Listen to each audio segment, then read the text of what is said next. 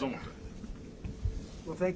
বেশ কয়েকটি দেশের ওপর মার্কিন প্রেসিডেন্ট ডোনাল্ড ট্রাম্প শুল্ক আরোপের হুমকি প্রত্যাহার করেছেন। পাশাপাশি ন্যাটোর সঙ্গে গ্রিনল্যান্ডের ওপর ভবিষ্যৎ চুক্তির কাঠামোর বিষয়ে একটি চুক্তিতে পৌঁছেছেন বলেও জানান তিনি। এতে ঊর্ধ্বমুখী মার্কিন ডলারের মান বর্তমানে ডলার সূচক 98.78 অবস্থান করছে।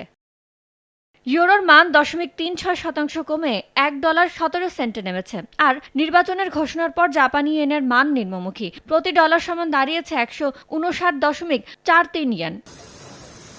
ধারাবাহিকভাবে কমছে ভারতীয় রুপি, 0.8% কমে প্রতি ডলার সমান দাঁড়িয়েছে 91.69 রুপি। এদিকে স্থিতিশীল অবস্থায় আছে বাংলাদেশি মুদ্রার মান। বাংলাদেশ ব্যাংকের তথ্য বলছে প্রতি ডলার সমান 122 টাকা 33 পয়সা। ইয়ানুর শিফাত, সময় সংবাদ।